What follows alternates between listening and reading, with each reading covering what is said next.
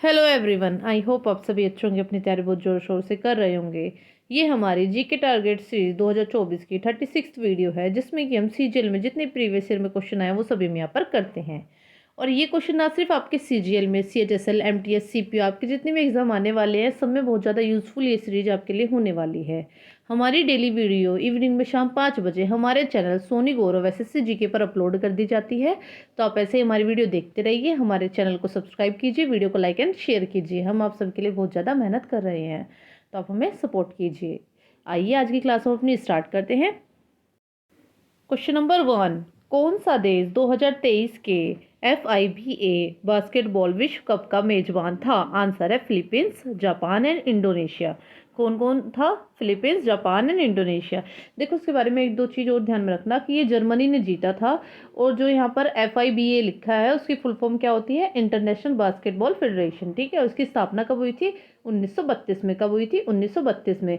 देखो पहले इसका हेडक्वार्टर जनेवा में था, जो कि स्विट्जरलैंड में है, लेकिन अब फिलहाल में इसका जो हेडक्वार्टर है वो मिस में है, वो भी स्विट्जरलैंड में है। ठीक है, ये भी ध्यान में रखना। ठीक है, क्वेश्चन नंबर सेकंड है 2, कौन सा शहर 1704 में बंगाल की राजधानी बना? आंसर है मुर्शिदाबाद। कौन सा बना था? मुर्शिदाबाद शहर 1704 में बंगाल की राजधानी बना। ठीक है, और ये किसने बनवाया था? ये बनवाया था मुर्शिद कुली खान ने। किसने बनवाया था? मुर्शिद कुली खान ने। उसी के नाम पर इस शहर का नाम रखा गया था मुर्शिदाबाद। ये भी ध्यान रखना। क्वेश्चन नंबर थर्ड है, मध्य पाषाण युग की अवधि डैश वर्ष पूर्व से डैश वर्ष पूर्व तक मानी जाती है? आंसर है 12,000 से 10,000 के। ठीक है, वर्ष पूर्व तक मानी जाती है। ठीक है, क्वेश्चन नंबर फोर्थ है, भारत में बुलेट ट्रेन परियोजना का लक्ष्य डैश के बीच हाई स्पीड रेल ट्रैक पर 320 किलोमीटर प्रति घंटा की रफ्तार से बुलेट ट्रेन चलाना है?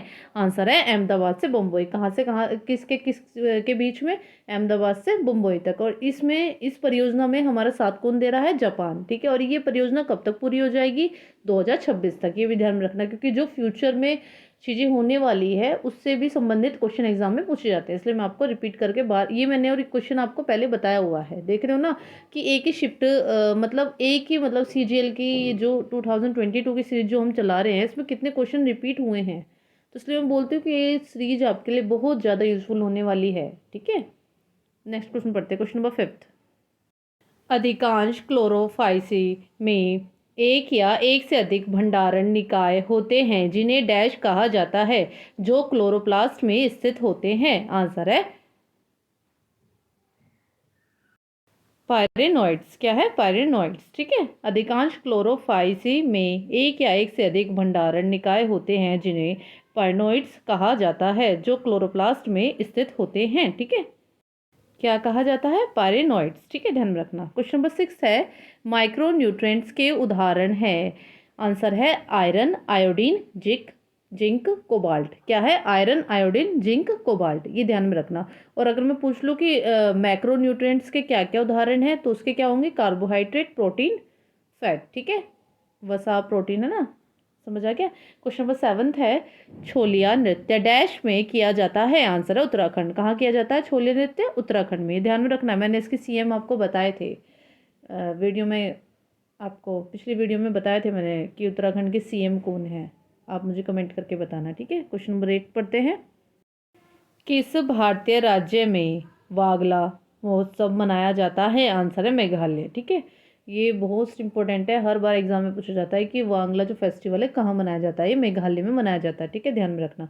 क्वेश्चन नंबर 9 है, फर्मों द्वारा उत्पादित वस्तुओं और सेवाओं के कुल मूल्य को मापने वाली जीडीपी आकलन विधि को डैश कहा जाता है? आंसर है उत्पाद विधि। क्या कहा जाता है? उत्पाद विधि। ठीक है, कौन बांसुरी वादन के लिए विख्यात है? आंसर है पंडित हरिप्रसाद चौरसिया। ठीक है, क्वेश्चन नंबर 10 में क्या पूछा गया है कि मतलब बांसुरी वादक कौन है? ऐसे भी पूछा, ऐसे पूछ ले बांसुरी वादक कौन है, तो कौन है? पंडित हरिप्रसाद चौरसिया। कई बार करा दिया मैंने अपनी सीरीज में क्वेश्चन, आप देख रहे हो ना कितने ज्यादा क्वेश्चन रिपीटेड हो रहे हैं ना।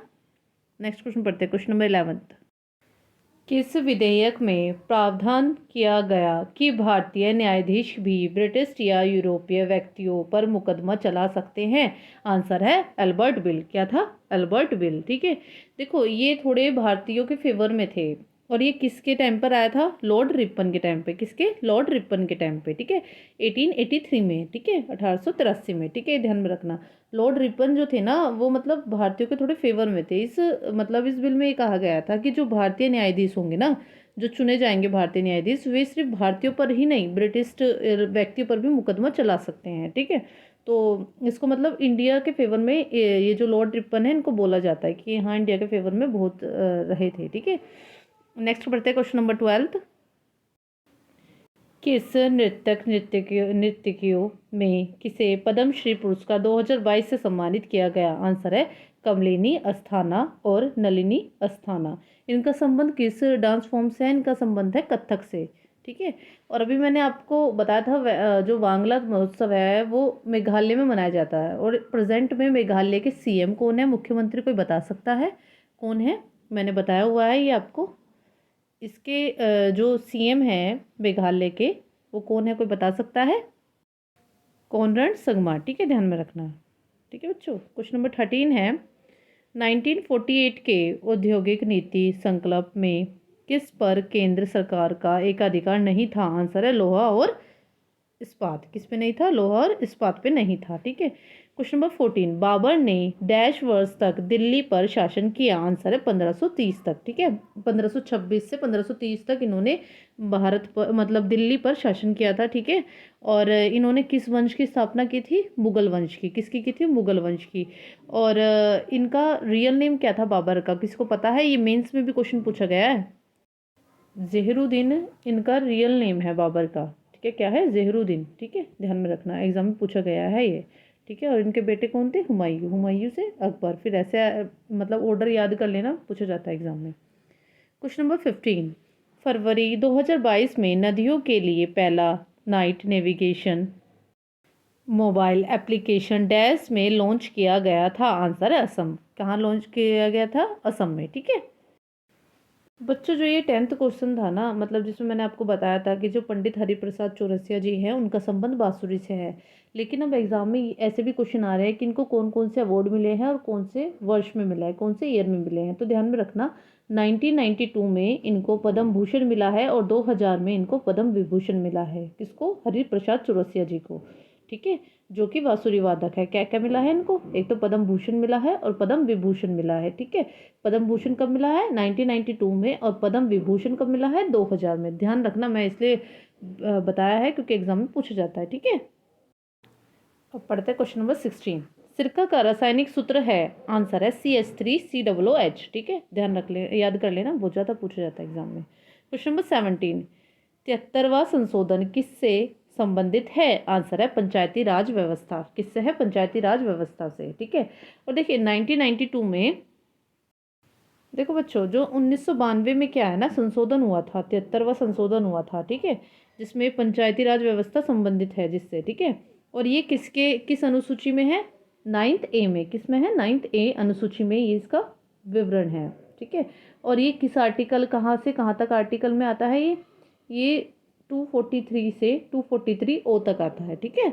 243 से 243 O तक, ठीक है, 243 से 243 O तक, ठीक है, ध्यान में रखना, पूछ लिया जाता है एग्जाम में। क्वेश्चन नंबर 18, डैश नदी को बंगाल का शोक कहा जाता है? आंसर है दामोदर। किसको कहा जाता है? दामोदर को, ठीक है। और एग्जाम में अभी मेंस में क्वेश्चन आया था कि बिहार का शोक मतलब किस नदी को कहा जाता है? तो वो नदी कौन सी है? कोशी। ध्यान रखना, कोशी कहाँ की, मतलब कोशी किस राज्य का शोक कहा जाता है?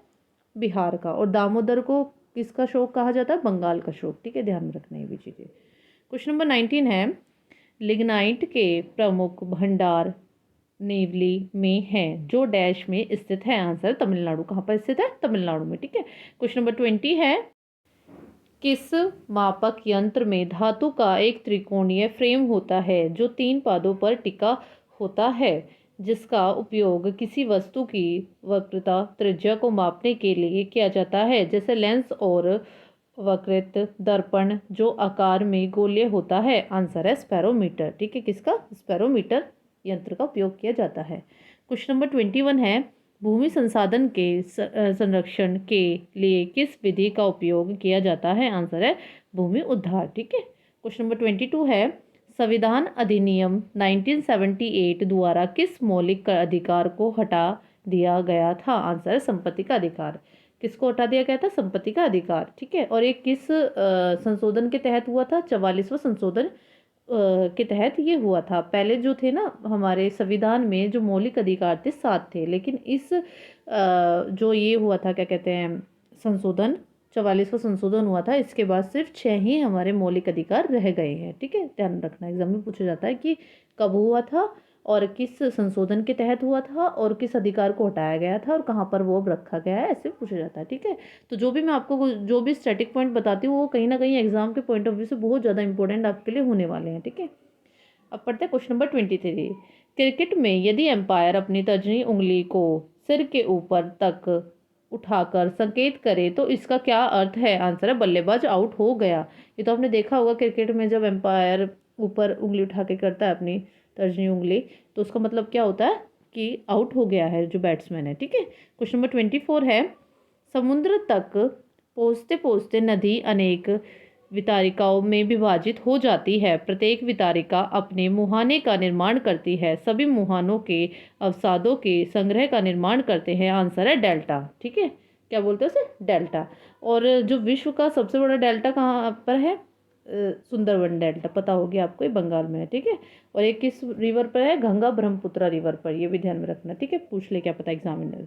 क्वेश्चन नंबर 25 है, लावणी डैश का लोक नृत्य है? आंसर है महाराष्ट्र। महाराष्ट्र का, कहाँ का है? लावणी। लावणी हो गया, लेजिम हो गया, ये दोनों महाराष्ट्र के हैं। मैंने आपको बताया था, देखनी भी बताया था, देखनी गोवा का है। देखो ये सीरीज कितनी ज़्यादा यूज़फुल है आपको, इससे डांस फॉर्म भी, मतलब हर एक चीज़ आपको इससे याद हो रही है। देखो कितनी ज़्यादा यूज़फुल आपके लिए होने वाली है। तो बच्चों आज हमने पूरे 25 क्वेश्चन कर दिए हैं। आई होप आपको वीडियो बहुत ज़्यादा अच्छी लगी होगी। हमारे चैनल को सब्सक्राइब कीजिए, वीडियो को लाइक एंड शेयर कीजिए। हमारी डेली वीडियो इवनिंग में शाम 5 बजे हमारे चैनल सोनी गौरव एसएससी जीके पर अपलोड कर दी जाती है। तो आप ऐसे ही देखते रहिए, क्योंकि जितने भी आपके एग्ज़ाम आएंगे सब में बहुत ज़्यादा यूज़फुल ये सीरीज आपके लिए होने वाली है। और आप ऐसे हमें सपोर्ट करते रहिए और हमारे प्लीज़ चैनल को सब्सक्राइब कीजिए और वीडियो को लाइक एंड शेयर कीजिए। हम आगे भी आपके लिए ऐसे ही मेहनत करते रहेंगे, ऐसे ही हम आपके लिए सीरीज लाते रहेंगे। ठीक है, okay bye, thank you, take care, have a nice day.